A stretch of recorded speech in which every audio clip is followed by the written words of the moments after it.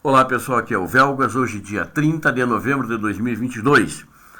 O que nós vamos abordar hoje é porque é impossível o Putin ganhar na Ucrânia, ganhar essa guerra na Ucrânia que para ele, na visão desse pseudo-estrategista, era fácil e ganharia em 3 dias, 5 dias, ou 10 dias no máximo, dominaria toda a Ucrânia e isso não aconteceu efetivamente.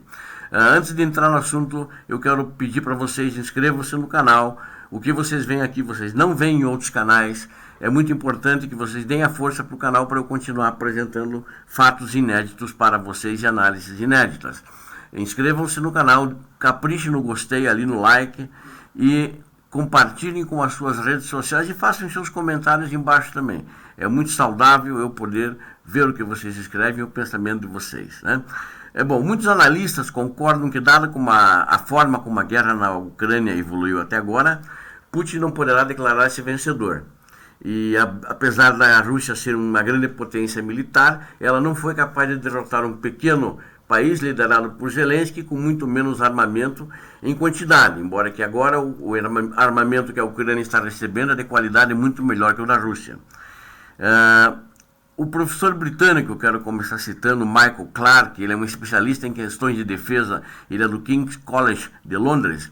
Ele argumentou em um artigo que Putin só tinha diferentes tipos de derrota como opções, né? A teoria desse professor Michael Clarke, é que os recentes sucessos militares russos na Geórgia, Síria, Líbia, Mali e Península da Crimeia, que é uma parte da Ucrânia, foram motivados por dois fatores: velocidade, através do uso de forças de elite, ou seja, velocidade com forças de elite.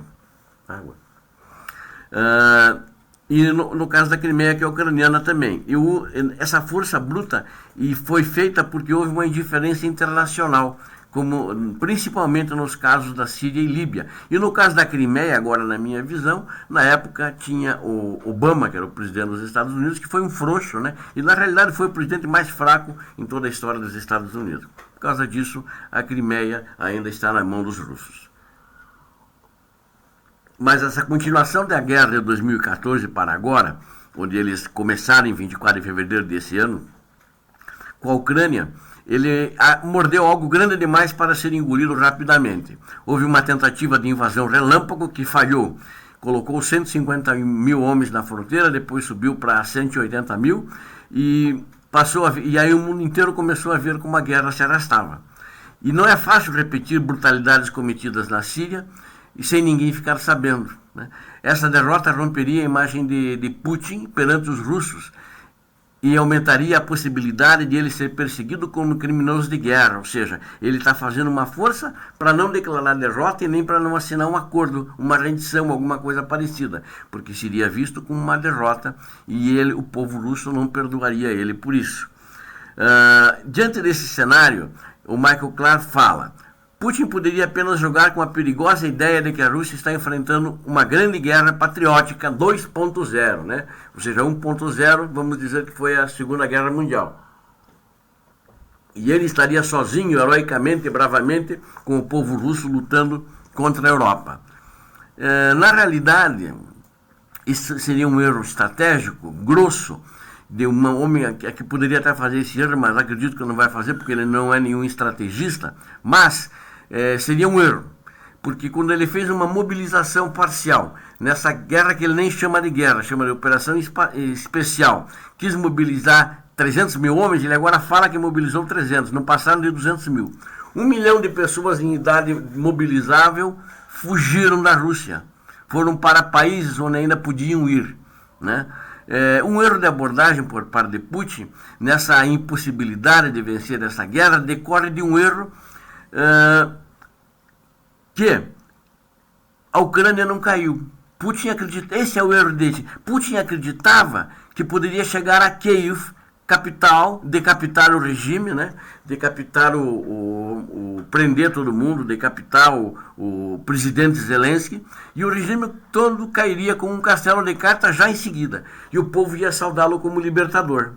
Idiota. Ele mesmo começou a contar histórias na televisão, dizendo que a Ucrânia não existia antes de Lenin, não sei o que, passou a existir com o decreto de Lenin em 1921. É um cara que não sabe história, ou se sabe, Acho que ele, na realidade, tentou dar uma desinformação, mentir para o mundo, e o mundo não acreditou, quando todo mundo sabe que, há 875 anos atrás, a Rússia começou em Moscou, de um príncipe que veio de Kiev, porque rebelou-se contra o pai. Então, a Rússia começou na Ucrânia.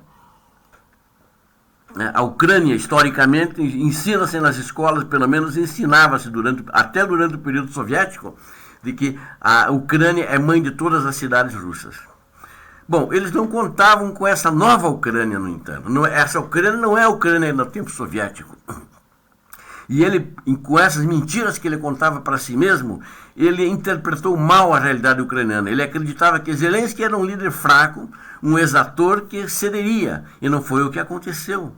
E não está cedendo para ele e não vai ceder. Estava se mostrando um presidente heróico. A dificuldade de ocupar um país tão grande é muito difícil pela força.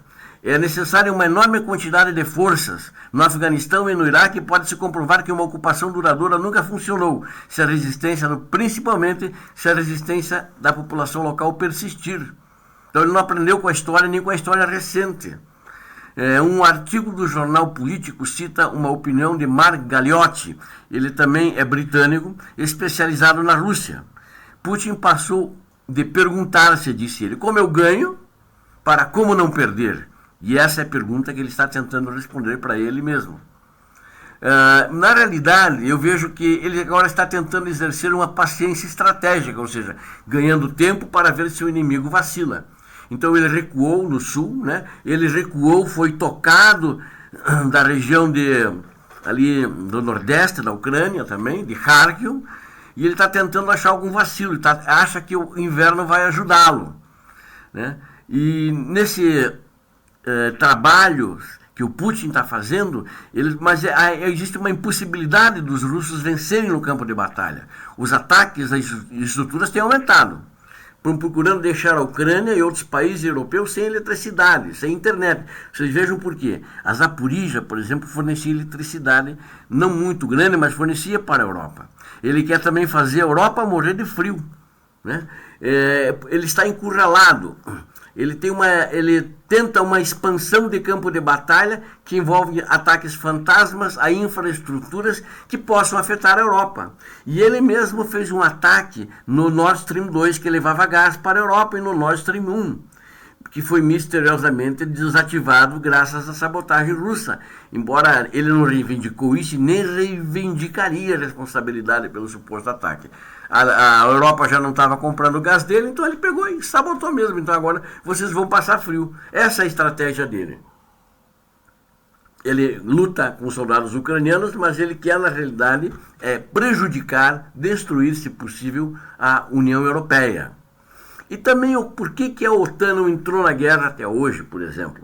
Eles têm medo de uma guerra atômica, que certamente o que tem mantido oficialmente a OTAN, a União Europeia e até os Estados Unidos fora do conflito.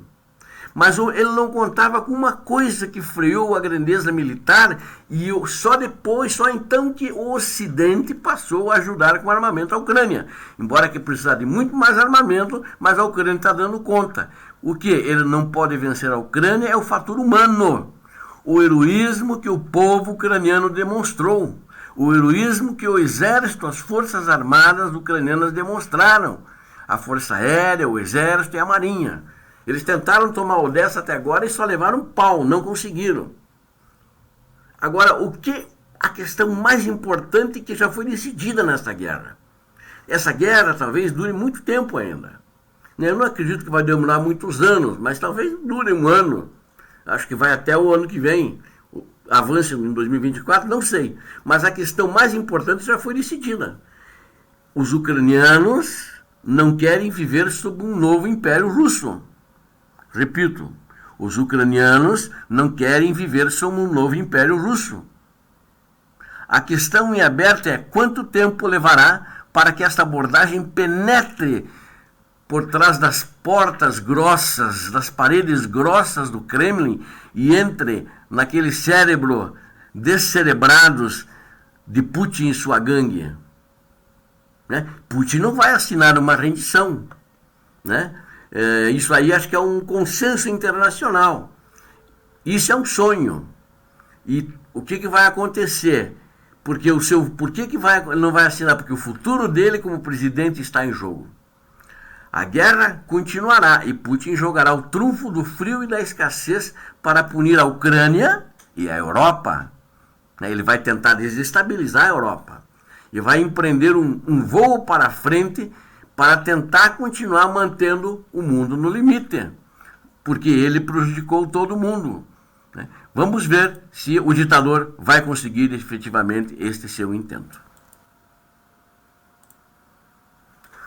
Eu quero, essa parte agora que eu vou fazer uma breve análise, começar dizendo o seguinte. Hoje teve uma reunião da OTAN na Romênia e o secretário-geral da OTAN, o Jens Stoltenberg, ele garantiu, ele disse o seguinte: a aliança não recuará em sua ajuda à Ucrânia, e também pediu aos Estados-membros que prometam mais ajudas individualmente à Ucrânia, como aliás muitos já vêm fazendo isso individualmente.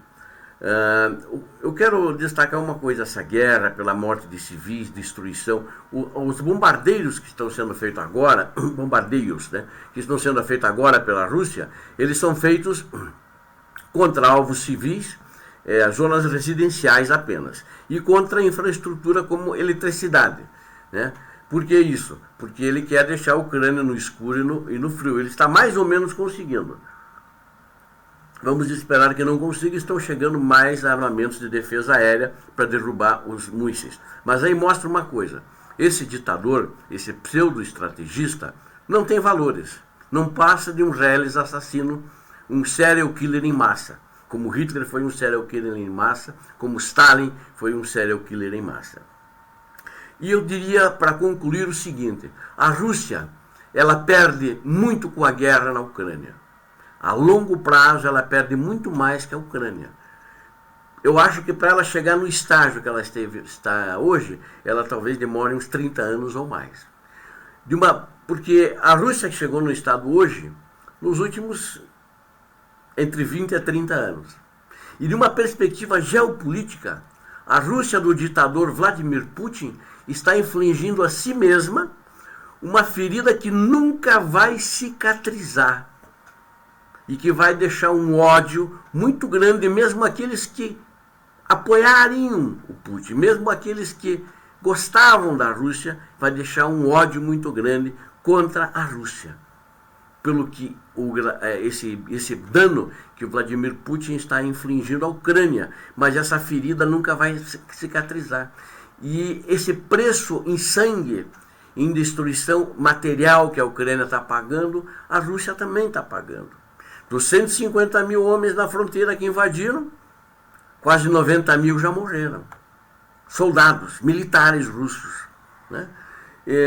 E ela também vai pagar um preço muito, além desse preço em sangue que eles estão pagando, ela vai pagar um preço muito alto financeiramente com os bens que estão congelados lá, em ouro, em dólares, todas as reservas, que o Ocidente já disse. Aquilo não será devolvido à Rússia, vai ser usado na reconstrução da Ucrânia.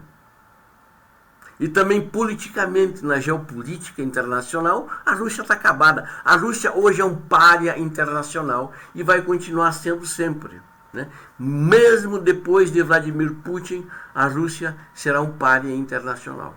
Não tenho nenhuma dúvida disso. Esta é a realidade. A Ucrânia ainda vai sofrer um pouquinho mais, vai ter que passar por essa provação, mas virão tempos melhores. Aqueles que viverem, verão. E a Rússia é quem terá efetivamente maiores problemas do que tem a Ucrânia hoje. O mundo não está com a Rússia, o mundo está com a Ucrânia. E a Rússia não é o mundo. O grande erro de Putin, achando que ele poderia separar-se do mundo, separar-se do Oeste quando como na União Soviética. Mas a Ucrânia já escolheu. Ela não quer viver sob o jugo russo, seja Putin ou quem quer que seja.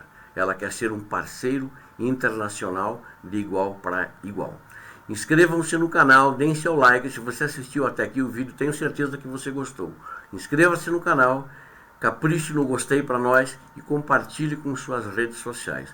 Obrigado a todos, Deus abençoe a Ucrânia, Deus abençoe o Brasil, Deus dê a vitória ao Brasil, ao povo brasileiro, e Deus dê a vitória à Ucrânia e ao povo ucraniano.